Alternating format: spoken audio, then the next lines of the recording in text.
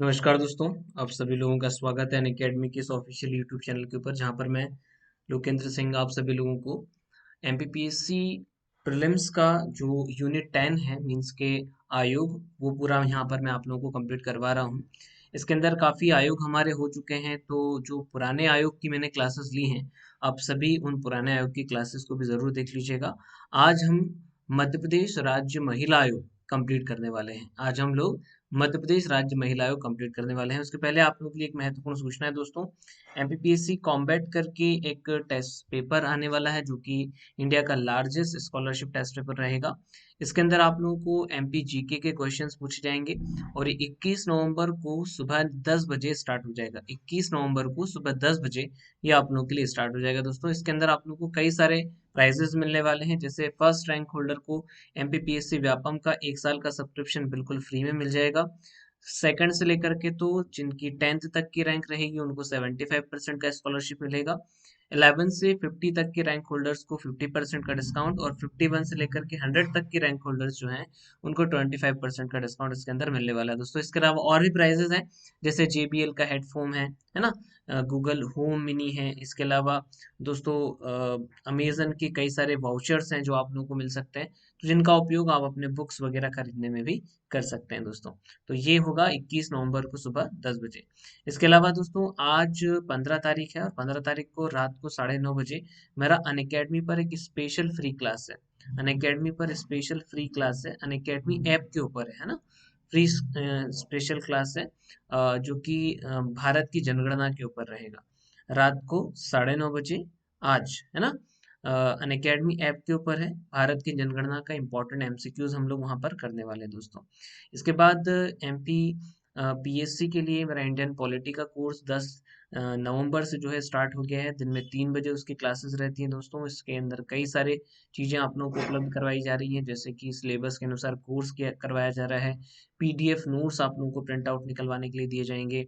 Topic के complete होने के बाद आप लोगों को एमसीक्यूज करवाया जाएगा, आंसर राइटिंग करवाया जाएगा। कोर्स का लिंक आप लोगों के सामने दिया हुआ है।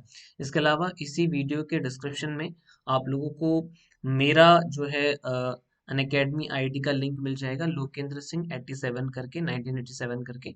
उसको जाकर के सब्सक्राइब कर लीजिएगा, या उसको जाकर के क्लिक करिएगा और जाकर के मुझे अनअकैडमी पर फॉलो कर लीजिएगा, ताकि मेरी जो फ्री क्लासेस हैं उनकी इन्फॉर्मेशन आप लोगों तक पहुंचते रहे, और मेरे जो प्लस कोर्सेज हैं उनकी इन्फॉर्मेशन भी आप लोगों तक पहुंचते रहे। इसी वीडियो के डिस्क्रिप्शन में आप लोगों को मेरे टेलीग्राम चैनल का लिंक भी मिल जाएगा। उसका नाम है UA लोकेंद्रास, है ना। टेलीग्राम चैनल का जो लिंक है वो है UA लोकेंद्रास। उसको जाकर के भी सब्सक्राइब कर लीजिएगा। वहाँ पर भी मेरी फ्री क्लासेस के लिंक्स, वहाँ पर प्लस क्लासेस के लिंक्स, और साथ में PDF नोट्स उसी टेलीग्राम चैनल के अंदर मैं आप लोगों के लिए उपलब्ध करवाता हूँ। फ्रेंड्स, आगे की तरफ बढ़ते हैं। एक कोर्स और मेरा आ रहा है 17 नवंबर को, जो कि सुबह 9 बजे स्टार्ट हो जाएगा, और उस कोर्स के अंतर्गत मैं आप लोगों को MPGK पूरा कंप्लीट करवाऊंगा। ये प्री मेंस दोनों के हिसाब से MPGK का कोर्स आप लोगों के लिए रहने वाला है। सिलेबस के अकॉर्डिंग कोर्स होगा। इसमें भी आप लोगों को PDF नोट्स उपलब्ध करवाए जाएंगे प्रिंट आउट निकालने के लिए। MCQs आप लोगों को करवाए जाएंगे जब टॉपिक कंप्लीट हो जाएगा फ्री स्पेशल क्लास में। फ्री स्पेशल क्लास में ही आप लोगों को आंसर राइटिंग भी इस कोर्स के अंदर करवाया जाना है। कोर्स का लिंक आप लोगों के सामने है, और मेरी अनअकैडमी ऐप के ऊपर आईडी लोकेंद्र सिंह के नाम से है, जाइएगा वहां पर, मुझे फॉलो करिएगा। और वहां पर जो मेरे कोर्सेज प्लस के चल रहे हैं, अगर आप प्लस पर हैं तो उनको एनरोल जरूर करें और उनके साथ में कंटिन्यू करें। एक बार मेरी प्लस की क्लास जरूर लीजिएगा दोस्तों, आपको खुद ही अंदाजा हो जाएगा कि किस लेवल का अनअकैडमी पर पढ़ाया जा रहा है। आगे की बात करते हैं दोस्तों, तो अब हम लोग आज स्टार्ट कर रहे हैं मध्य प्रदेश राज्य महिला आयोग। मध्य प्रदेश राज्य महिला आयोग की बात करें तो इसका गठन कौन करता है? गठन जो है वो राज्य सरकार के द्वारा किया जाता है। गठन जो है वो राज्य सरकार के द्वारा दोस्तों किया जाता है। फिर आगे की बात करें तो इसका गठन कब हुआ है? गठन हुआ है फ्रेंड्स 23 मार्च 1998 को। याद रखिएगा ये डेट जो है, गठन कब हुआ है? 23 मार्च 1998 को इसका गठन हुआ है। 23 मार्च 1998 को इसका गठन किया गया है ना। और इसके लिए कौन सा अधिनियम बनाया गया था? इसके लिए अधिनियम बनाया गया था मध्य प्रदेश राज्य महिला आयोग अधिनियम 1995। मध्य प्रदेश राज्य महिला आयोग अधिनियम 1995 इसके लिए बनाया गया था। फिर से देख लीजिएगा, इसका गठन किया गया है 23 मार्च 1998 को मध्य प्रदेश राज्य महिला आयोग अधिनियम 1995 के तहत। तो यहाँ से इस पीपीटी से आप लोगों के जो क्वेश्चंस पूछे जा सकते हैं कि गठन कौन करता है, राज्य सरकार ने किया है। कब हुआ है, 23 मार्च 1998 को हुआ है। मध्य प्रदेश राज्य महिला आयोग अधिनियम कब का है, तो 1995 का है। ये प्रश्न दोस्तों आप लोगों से पूछे जा सकते हैं। अब अगला पॉइंट हम लोग देखते हैं। अगला पॉइंट ये है कि मध्य प्रदेश राज्य महिला आयोग का जो गठन हुआ है उसका उद्देश्य क्या है ना। उद्देश्य की बात करें तो प्रदेश के अंदर महिलाओं को सशक्त बनाना, प्रदेश के अंदर महिलाओं को पावरफुल बनाना, मतलब महिलाएं कहीं भी आ जा सकें, महिलाओं के साथ में किसी प्रकार का शोषण ना हो, इससे संबंधित कार्यवाही करना है ना। महिलाओं के गरिमा व सम्मान को सुनिश्चित करना, भाई महिलाओं के संदर्भ में महिलाओं के साथ में खड़े रह करके अगर ये आयोग काम करता है तो स्वाभाविक सी बात है महिलाओं की गरिमा बढ़ेगी, महिलाओं का सम्मान बढ़ेगा। क्यों? क्योंकि भाई जब अगर मान लीजिए किसी महिला के साथ में कोई शोषण वाला काम होता है तो मध्य प्रदेश राज्य महिला आयोग उस महिला की तरफ से जो है पुलिस में जाता है, कोर्ट तक भी जाता है, न्यायालय तक जाता है। तो आगे चल करके जो ये समाज है, जिस समाज के अंतर्गत की कई बार महिलाओं का शोषण होता है, घर में होता है या फिर ऑफिस वगैरह में होता है, तो वहां पर लोगों को पता चलेगा कि हाँ एक कोई आयोग है जो जो महिलाओं के सपोर्ट में काम करता है। तो ये जो शोषण के जो काम है वो धीरे धीरे क्या हो जाएंगे, कम हो जाएंगे, जिससे महिलाओं की गरिमा और महिलाओं का सम्मान सुनिश्चित हो जाएगा। महिलाओं के हितों की देखभाल व उनका संरक्षण करना, तो ये भी इसका एक उद्देश्य है। महिलाओं के प्रति भेदभाव मूलक व्यवस्था का समाप्त करना, महिलाओं के प्रति जो भेदभाव मूलक व्यवस्था है उसको समाप्त करना भी इसका उद्देश्य है। भारत का जो समाज है वो पितृसत्तात्मक समाज है और ऐसी परिस्थिति में कई बार महिलाओं के साथ में, बालिकाओं के साथ में घर के अंदर कुछ भेदभाव वाली बातें हो जाती हैं। तो वो जो होता है उस सब में ये जो है आगे आकर के काम करेगा और महिलाओं को जो है सुरक्षा उपलब्ध करवाएगा। महिला विरोधी अत्याचार व अपराधों पर त्वरित कार्यवाही करना, जैसे अगर किसी महिला के साथ में रेप होता है या किसी महिला के साथ में छेड़खानी होती है या किसी महिला के साथ में, क्योंकि किसी भी प्रकार का शोषणकारी कार्य अगर मान लीजिए होता है तो जो भी अपराध होता है उसकी त्वरित कार्यवाही करने के लिए ये काम करता है।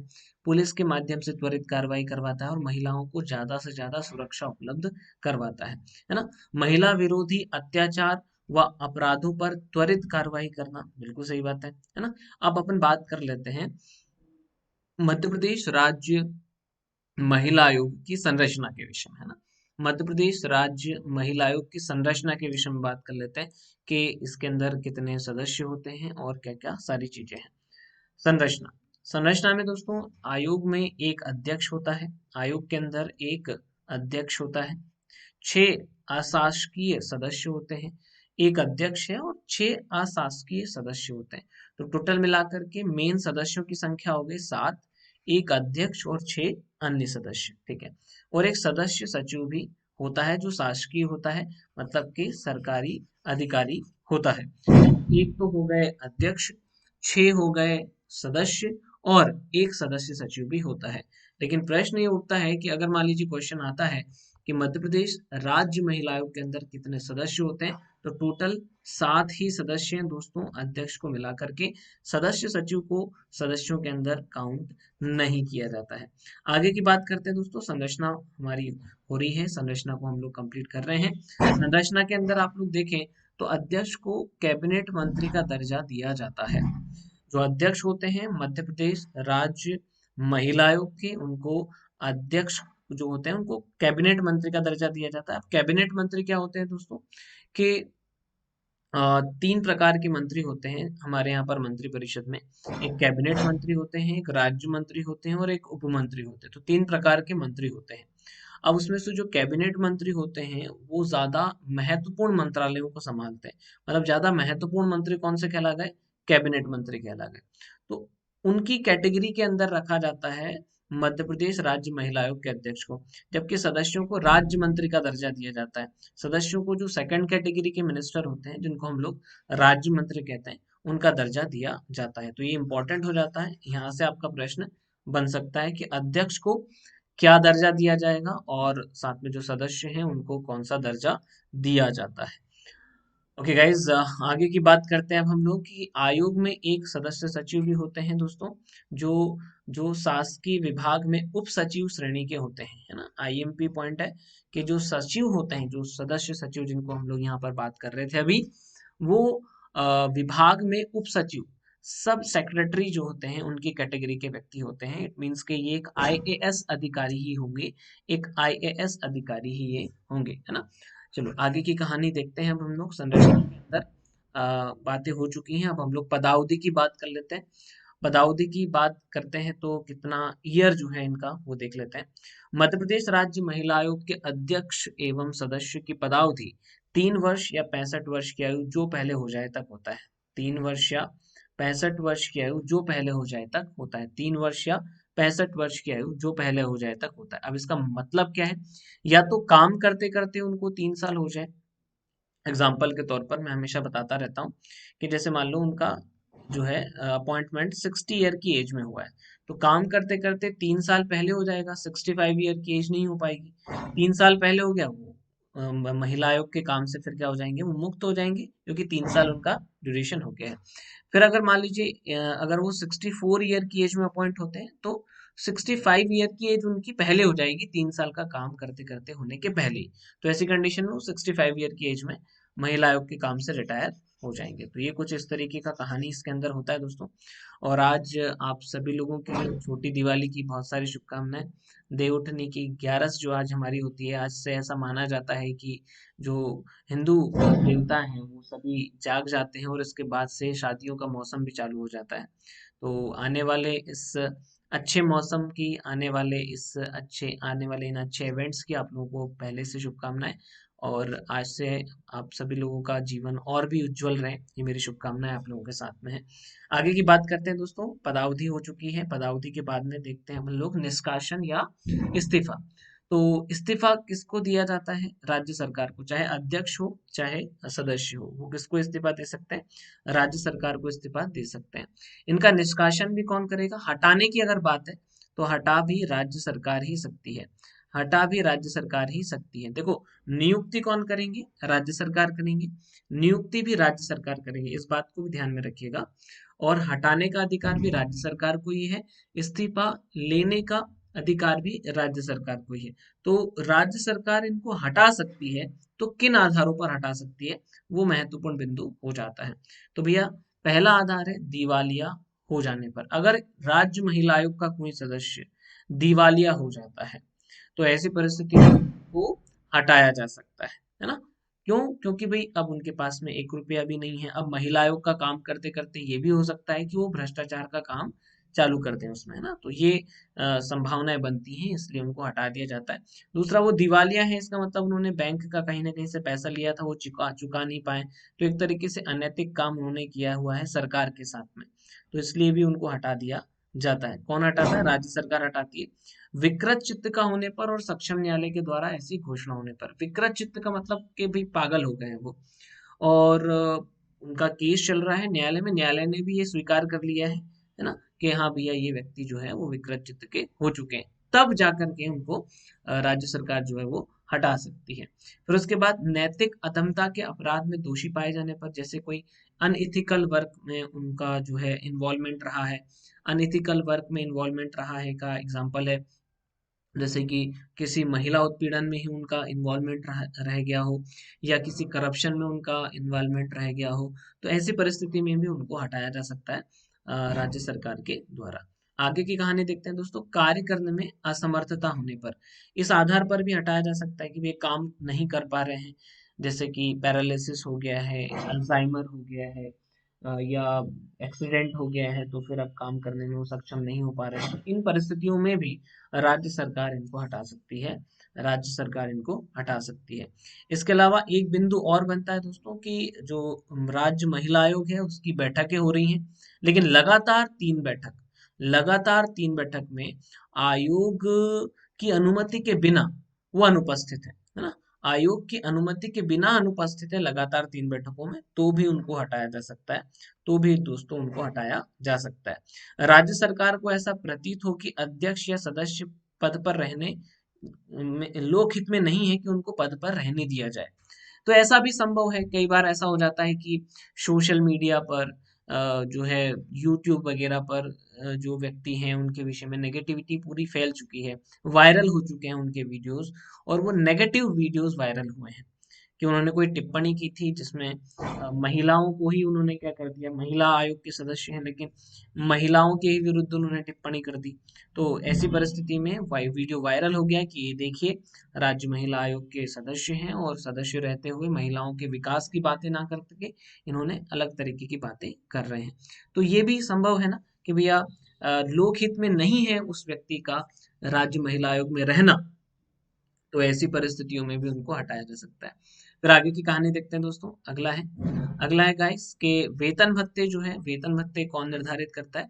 वेतन भत्ते इनका राज्य सरकार ही निर्धारित करती है। देख लीजिए दोस्तों, वेतन भत्ते जो है वो राज्य सरकार के द्वारा ही निर्धारित किए जाते हैं कि कितना इनको वेतन भत्ता मिलना चाहिए। तो ये हर एक बिंदु आपका एक प्रश्न बनता जा रहा है। वेतन भत्ते कौन निर्धारित करता है? राज्य सरकार के द्वारा निर्धारित किए जाते हैं। बैठक की बात कर लेते हैं कि साल भर में इनकी कितनी बैठकें होती हैं वगैरह। तो मध्य प्रदेश राज्य महिला आयोग की प्रतिवर्ष 2 बैठक होना अनिवार्य है ना? प्रतिवर्ष जो है इनकी 2 बैठक होना तो अनिवार्य है ही है। इतनी तो होगी होगी, इससे ज्यादा भी हो सकती हैं, लेकिन 2 बैठकें होना तो साल भर में अनिवार्य ही है। 2 बैठकों के मध्य 6 माह से ज्यादा का अंतराल नहीं होना चाहिए। समय एवं स्थान आयोग का अध्यक्ष निर्धारित करता है। एक बैठक और उसके बाद जो अगली दूसरी बैठक होगी, दोनों के बीच में 6 माह से ज्यादा का अंतर नहीं होना चाहिए। तो यहीं से स्पष्ट हो जाता है कि एक साल में कम से कम 2 बैठकें तो करनी ही करनी पड़ेंगी। और जो समय है कि कब बैठक होगी और किस स्थान पर बैठक होगी, ये आयोग का अध्यक्ष निर्धारित करता है। ये आयोग का अध्यक्ष गाइस निर्धारित करता है। आगे की कहानी देखते हैं अपन लोग। कार्य की बात कर लेते हैं कि जो महिला आयोग है उसका काम क्या क्या है, उसकी बात कर लेते हैं। मध्य प्रदेश राज्य महिला आयोग महिलाओं को प्राप्त संवैधानिक और विधिक अधिकारों की रक्षा करना। संवैधानिक अधिकारों का मतलब है फ्रेंड्स के आर्टिकल 14 से लेकर के तो 18 के बीच में जो समानता की बात कही गई है, शोषण के विरुद्ध अधिकार के अंतर्गत अनुच्छेद 23 और 24 के अंदर, अनुच्छेद 23 और 24 के अंदर शोषण के विरुद्ध अधिकार की बात कही गई है। अनुच्छेद 14 में समानता की बात कही गई है, मतलब कि पुरुष और स्त्री में समानता पूर्ण व्यवहार होगा, तो ये अधिकार मिला हुआ है महिलाओं को।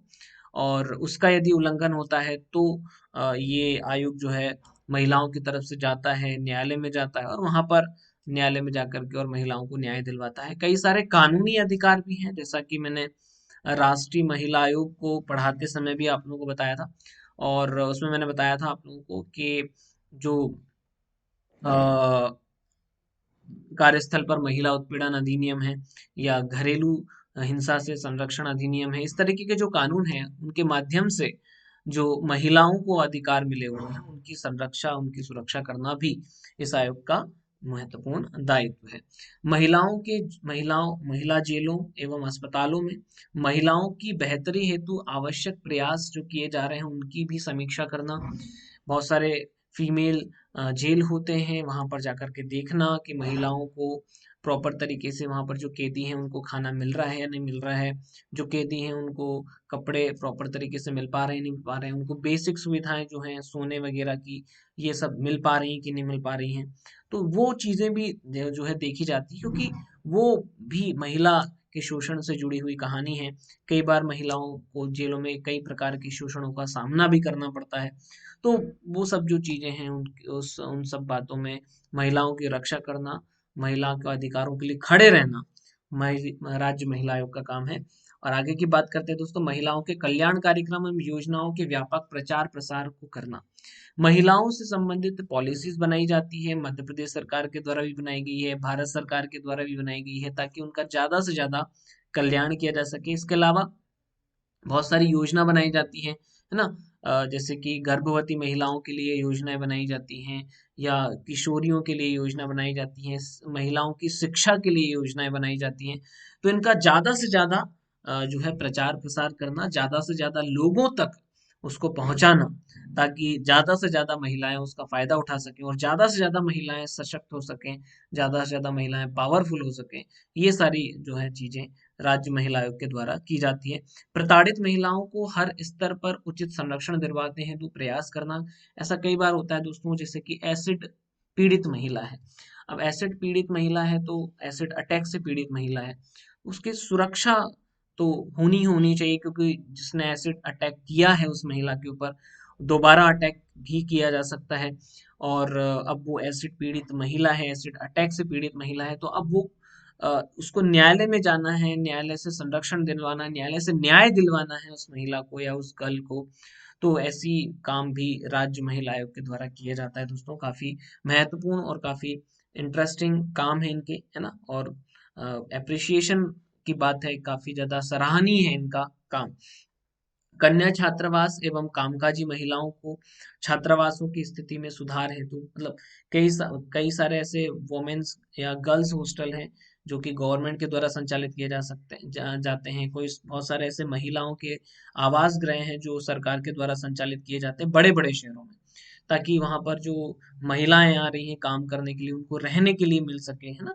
तो ये सारी सुविधाएं जो है उनको भी चेक करती है, और चेक करने के बाद में सरकार को सुझाव भी देता है ये कि हाँ भैया इनमें किस तरीके से सुधार किया जा सकता है और महिलाओं का किस तरीके से कल्याण किया जा सकता है। शिक्षा व स्वावलंबन कार्यक्रमों का संचालन करना, महिलाओं के लिए शिक्षा और महिलाओं के लिए स्वावलंबन, स्वावलंबन का मतलब है कि भैया वो खुद कुछ ना कुछ काम कर सकें, इस तरीके की स्किल्स प्रोवाइड कराने के लिए सरकार के माध्यम से जो भी योजनाएं चल रही हैं उन सभी योजनाओं से महिलाओं को परिचित करवाना। एग्जाम्पल के तौर पर हम लोग देखते हैं जैसे कि महिला जो सिलाई कढ़ाई सिलाई वाली बातें होती है कि महिलाओं को एक स्किल होना चाहिए, तो चलो ठीक है, सिलाई सीखने का कैंप लगा दिया, बहुत सारी महिलाएं सिलाई सीख गई उसमें, और वो सेल्फ अपना खुद ना कुछ उन्होंने करना चालू कर दिया, कुछ ना कुछ उन्होंने कमाना चालू कर दिया।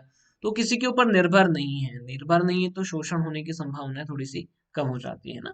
आगे की बात करते हैं दोस्तों, राज्य सरकार को वार्षिक रिपोर्ट भी ये प्रस्तुत करता है। मध्य प्रदेश राज्य महिला आयोग राज्य सरकार को वार्षिक रिपोर्ट भी प्रस्तुत करता है। अच्छा, इस रिपोर्ट में क्या होता है कि साल भर में मध्य प्रदेश राज्य महिला आयोग के पास में कितनी शिकायतें आई हैं, कितनी शिकायतों का उन्होंने निराकरण किया हुआ है, कितनी महिलाओं को न्याय दिलवाया है, और आगे आने वाले सालों में महिलाओं के अधिकारों की रक्षा के लिए आयोग सरकार को सुझाव भी देता है इस रिपोर्ट के माध्यम से कि राज्य सरकार महिला अधिकारों की रक्षा के लिए क्या क्या कर सकती है ना। आगे की तरफ देखते हैं दोस्तों, महिलाओं के सामाजिक आर्थिक विकास की योजना तैयार करने में राज्य सरकार को मदद भी करता है। ओके फ्रेंड्स, आगे की बात करते हैं।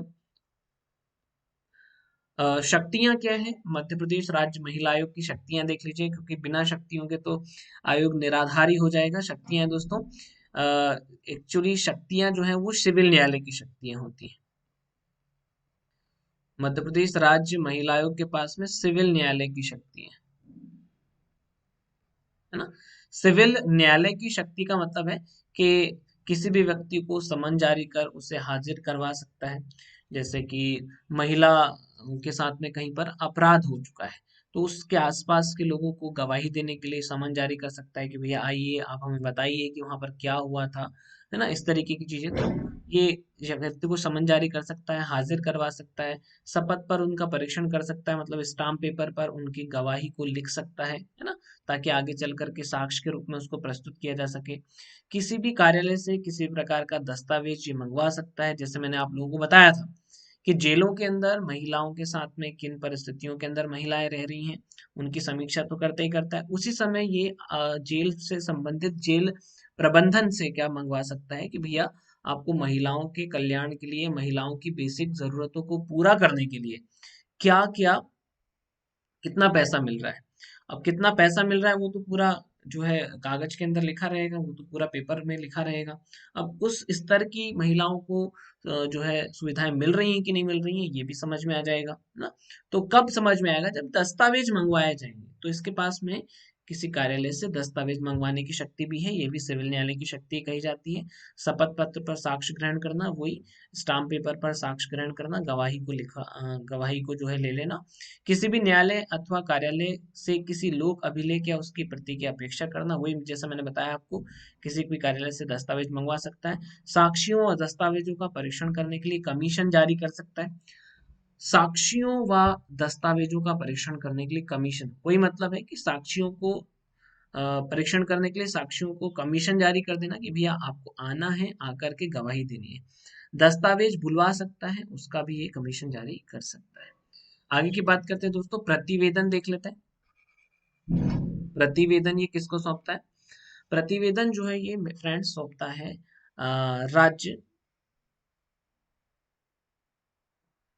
राज्य सरकार को सौंपता है। ठीक है,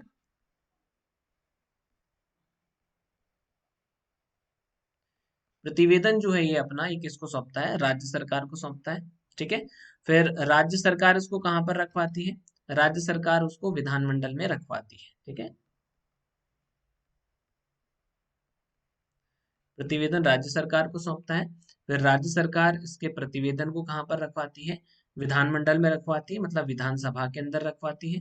ठीक है, और इसके अंदर ये भी बातें होती हैं कि साल भर में क्या क्या काम किया है, और सुझाव भी दिए जाते हैं, है ना? सुझाव भी दिए जाते हैं कि राज्य सरकार, मतलब महिला आयोग के द्वारा इस रिपोर्ट में सुझाव भी दिए जाते हैं। तो जो सुझाव दिए जाते हैं, उन सुझावों में से कौन से सुझाव राज्य सरकार ने माने हैं और कौन से सुझाव राज्य सरकार ने नहीं माने हैं, इनसे संबंधित रिपोर्ट भी राज्य सरकार जो है कहाँ रखवाती है? विधानमंडल में रखवाती है। फिर से सुन लीजिएगा, मध्य प्रदेश राज्य महिला आयोग अपनी रिपोर्ट राज्य सरकार को सौंपता है, राज्य सरकार उसको राज्य के विधानमंडल में रखवाती है। जब राज्य सरकार राज्य के विधानमंडल में रखवाती है तो उसके साथ में एक अलग से और पेपर अटैच करती है, जिसमें राज्य सरकार विधानमंडल में विधायकों को, क्योंकि आप लोगों के विधायक हैं, उनको पता चलना चाहिए कि मध्य प्रदेश में महिलाओं के विरुद्ध अपराध से संबंधित कितनी शिकायतें महिला आयोग के पास में आई हुई हैं, उनका कितने का निराकरण हुआ है ना? विपक्ष को पता तो चलना चाहिए कि सरकार महिलाओं के कल्याण के लिए कितना काम कर पा रही है। तो उसीलिए रिपोर्ट विधानमंडल में रखी जाती है, और राज्य सरकार विधानमंडल में उस रिपोर्ट के साथ में कुछ पेपर्स और अटैच करती है, जिसमें राज्य सरकार ये भी बताती है कि महिला आयोग ने महिलाओं के कल्याण के लिए ये सिफारिशें की थी, अब उनमें से हमने इतनी सिफारिशों को माना है और इतनी सिफारिशों को नहीं माना है, और जिन सिफारिशों को नहीं माना है तो क्यों नहीं माना है, इस पर भी टिप्पणी उन पेपर्स में, एक्स्ट्रा पेपर्स में अटैच करके और राज्य सरकार जो है वहां पर रखती है। मध्य प्रदेश राज्य महिला आयोग जो है, उनके अध्यक्ष कौन कौन रहे हैं दोस्तों, ये देख लीजिए आप लोग। मध्य प्रदेश राज्य महिला आयोग के अध्यक्ष रहे कृष्ण कांता तोमर जी, है ना? कृष्णकांत तोमर जी। उसके बाद उपमा राय, लता वानखेड़े और शोभा ओझा। अभी एट प्रेजेंट की बात कर लें दोस्तों, तो पहली जो मध्य प्रदेश राज्य महिला आयोग की जो पहली अध्यक्षा थी, उनका नाम था कृष्णकांत तोमर जी, है ना? कृष्णकांता तोमर जी। नहीं, एक मिनट, ये जो इम्पोर्टेंट, एक सेकंड का, एक सेकंड, कुछ इम्पोर्टेंट जो है, जो मुझे मिली हैं अध्यक्ष के रूप में, उनको मैंने यहाँ ऐड कर दिया है। जैसे कृष्णकांता तोमर जी 2011 में रही हैं, उपमा राय 2014 में रही हैं, लता वानखड़े 2017 तक रही हैं, फिर उसके बाद अभी है शोभा ओझा जी, है ना? अभी है शोभा ओझा जी, तो वर्तमान अध्यक्ष जो है उनके पूछे जाने की ज्यादा संभावना है। इसके अलावा कृष्णकांता तोमर जी, उपमा राय जी, लता वानखड़े जी ये भी रही हैं, लेकिन शोभा ओझा वर्तमान में मध्य प्रदेश राज्य महिला आयोग के अध्यक्ष हैं। दोस्तों ये था आप लोगों का मध्य प्रदेश राज्य महिला आयोग। अगर आप लोग जरूर टिप्पणी कीजिएगा कि किस तरीके का आप लोगों को ये क्लास लगा, इस क्लास से आप लोगों को कितना फायदा हो रहा है, आप लोग कमेंट बॉक्स के अंदर जरूर लिखिएगा गाइस।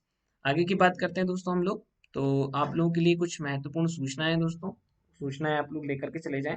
अभी आप लोग इंडिया के लार्जेस्ट लर्निंग प्लेटफॉर्म के ऊपर है, अभी आप लोग इंडिया के लार्जेस्ट लर्निंग प्लेटफॉर्म के ऊपर है गाइस। इसके अंदर आप लोगों को अनअकैडमी पर कई सारी सुविधाएं मिल रही हैं, जैसे कि लाइव क्लासेस हैं, पीडीएफ नोट्स हैं, क्विज हैं, एमसीक्यू सेशंस हैं, है ना? आंसर राइटिंग सेशंस हैं, तो बहुत सारी चीजें आप लोगों को यहाँ पर मिल रही हैं, स्ट्रक्चर्ड क्लासेस मिल रही हैं, डाउट क्लियरिंग सेशंस मिल रहे हैं, है ना? तो अनअकैडमी के ऊपर आने के लिए आप लोगों को अनअकैडमी का ऐप इंस्टॉल करना पड़ेगा, और उसके लिए आप लोग जाइएगा गूगल प्ले स्टोर पर। गूगल प्ले स्टोर पर जाने के बाद में आप लोग अनअकैडमी लर्निंग ऐप डाउनलोड करिएगा। लर्निंग ऐप डाउनलोड करने के बाद में आप लोग MPPSC and Vyapam goal select करिएगा, अपना नंबर डालना है उसमें, MPPSC and Vyapam goal select करिएगा, और अनलॉक कोड के रूप में लोक लाइव का यूज करिएगा, LOKLIVE, है ना? लोक लाइव कोड का यूज करिएगा, ऐप को अनलॉक करने के लिए। जैसे आप ऐप को अनलॉक कर लेंगे फिर आप लोग अनअकैडमी ऐप के ऊपर फ्री क्लासेस देख पाएंगे। जैसे आज ही मेरी एक फ्री क्लास है भारत की जनगणना का एमसीक्यू, जो कि रात को 9:30 बजे होगा। फ्रेंड्स, इसके अलावा मेरी अभी एक फ्री स्पेशल क्लास और चल रही है जो सुबह 9 बजे हो रही है। उस सुबह 9 बजे की कल की क्लास के अंदर मैं आप लोगों को इरिगेशन से रिलेटेड थोड़ी और जो बातें हैं वो वहाँ पर बताने वाला हूँ। इरिगेशन से रिलेटेड कुछ बातें हैं, भारत में सिंचाई से संबंधित कुछ बातें हैं, उनकी वहाँ पर मैं इंफॉर्मेशन देने वाला हूँ। साथ में वहाँ पर इंडियन ज्योग्राफी की काफ़ी सारी चीज़ों को कंप्लीट करवाया जा रहा है सुबह 9 बजे की फ्री स्पेशल क्लास में। सुबह 9 बजे की फ्री स्पेशल क्लास जो है वो 17 नवंबर से शाम को 5 बजे हो जाएगी। सुबह 9 बजे की जो इंडियन ज्योग्राफी का फ्री स्पेशल क्लास है वो 17 नवंबर से शाम को 5 बजे हो जाएगा। अभी वो सुबह 9 बजे चल रहा है गाइस। लोक लाइव कोड का उपयोग करिएगा अनअकैडमी ऐप को अनलॉक करने के लिए, और मेरी फ्री क्लासेस देखने के लिए भी आप लोग जो है उसका उपयोग कर सकते हैं। लोक लाइव कोड का उपयोग कर सकते हैं। अपने दोस्तों को भी इंस्टॉल करवाइएगा, उनको भी लोक लाइव कोड डलवा दीजिएगा। स्पेशल क्लासेस के कई सारे फीचर्स हैं दोस्तों। अभी आप लोगों की एमपीपीएससी कॉम्बैट जो है आ रहा है, उसके विषय में मैंने आपको जानकारी दे ही दी है। मेरी स्पेशल क्लास अभी जो चल रहा है वो सुबह 9 बजे इंडियन ज्योग्राफी, और शाम को अभी 9:30 बजे मैं आप लोगों को भारत की जनगणना का एमसीक्यू करवाऊंगा। तो रात को 9:30 बजे तो मेरी डेली स्पेशल फ्री क्लास हो रही है, और जो 9 बजे सुबह हो रही है इंडियन ज्योग्राफी की क्लास वो 17 नवंबर से शाम को 5 बजे हो जाएगी। अभी कल लेकिन वो सुबह 9 बजे ही रहने वाली है। अभी ये कुछ टेस्ट पेपर्स हो रहे हैं दोस्तों, इसमें रैंक होल्डर्स को 1 साल के सब्सक्रिप्शन पर अनअकैडमी की तरफ से कुछ डिस्काउंट दिया जा रहा है। एमपीजीके का ब्रह्मास्त्र चल रहा है, ताकि एमपी के एग्जामिनेशंस के अंदर आप लोग ज़्यादा से ज़्यादा लाभ प्राप्त कर पाएं। एमपी का T20 टेस्ट सीरीज चल रहा है रात को 8 बजे। 20 क्वेश्चंस डेली आप लोगों को करवाए जा रहे हैं। इसके बाद में कुछ अपकमिंग बैचेस हैं दोस्तों, जैसे कि 17 नवंबर को एक बैच आ रहा है। इसके अंतर्गत मैं भी आप लोगों को दिख रहा हूँ, और इस बैच कोर्स के अंदर आप लोगों को सारे सब्जेक्ट कंप्लीट करवाए जाएंगे, और मैं इसके अंदर एमपीजी के आप लोगों को पढ़ाऊंगा। और एमपीजी के का मेरा जो कोर्स है वो 17 नवंबर को सुबह 9 बजे स्टार्ट हो जाएगा। इसके अलावा एमपीपीएससी प्रीलिम्स की तैयारी वाला एक बैच 18 नवंबर को आ रहा है। अब दोस्तों, अगर आप लोगों को अनअकैडमी ये जो बैच कोर्सेज हैं ये प्लस के ऊपर चलते हैं दोस्तों। एक अनअकैडमी पर फ्री क्लासेस चलती हैं, और एक चलती हैं अनअकैडमी पर पेमेंट वाली क्लासेस, है ना। तो जो फ्री क्लासेस है वो भी आप लोग देख ही सकते हैं। साथ में पेमेंट वाली क्लासेस जो होती है उसमें ज़्यादा अच्छा सब कुछ करवाया जाता है, ज़्यादा बेहतर तरीके से answer writing, MCQs, PDF notes, ये सब कुछ मिलते हैं। तो जो पेमेंट वाली क्लासेस हैं उनमें पेमेंट करने के लिए आपको क्या करना है, गेट सब्सक्रिप्शन पर जाना है। यहाँ पर दिया हुआ है एड अ रेफरल कोड। इस एड ए रेफरल कोड में आप लोग लोक लाइव डालिएगा, LOKLIVE। लोक लाइव जैसे आप डालते हैं फिर अप्लाई कर दीजिएगा, तो 1 साल के सब्सक्रिप्शन पर आपको 10% का डिस्काउंट मिल जाएगा। अभी जो 1 साल का सब्सक्रिप्शन है वो 11,000 का है, और 2 साल का सब्सक्रिप्शन जो है वो कितने का है, 16,000 का है ना। तो 1 साल और 2 साल जितना भी आप लेना चाहें, दोनों में 10% का डिस्काउंट आप लोगों को मिल जाएगा। दोनों में 10% का डिस्काउंट आप लोगों को मिल जाएगा। दोस्तों, अभी जितने भी लोग इस क्लास को देख रहे हैं, क्लास को लाइक ज़रूर करिएगा, क्लास को शेयर ज़रूर करिएगा। चैनल को सब्सक्राइब नहीं किया है तो चैनल को सब्सक्राइब ज़रूर कर लीजिएगा, बेल आइकन ज़रूर दबा दीजिएगा, ताकि इस की जो भी क्लासेस हैं इस चैनल की, उनका नोटिफिकेशन बराबर बराबर आप लोगों तक जाता रहे। नोटिफिकेशन जाने से फ़ायदा ये हो जाएगा गाइस के आप लोगों को जो क्लास देखनी है, भाई नोटिफिकेशन आया, अब आपको क्लास देखनी है वो वाली, आपको लगता है तो वो वाली क्लास आप देख लीजिए, आपको नहीं लगता है तो आप स्किप भी कर सकते हैं। लेकिन आपके काम की जो क्लासेस हैं उनका नोटिफिकेशन भी आएगा, तो आप अपने काम की क्लासेस को इसमें देख जरूर पाएंगे, है ना। ज़रूर सब्सक्राइब करिएगा और बेल आइकन ज़रूर दबाइएगा दोस्तों। आज के लिए इतना ही दोस्तों, रात को 9:30 बजे आज फिर मिलते हैं हम लोग भारत की जनगणना के एमसीक्यूज के साथ में। ओके गाइस, धन्यवाद, थैंक यू, शुभ रात्रि।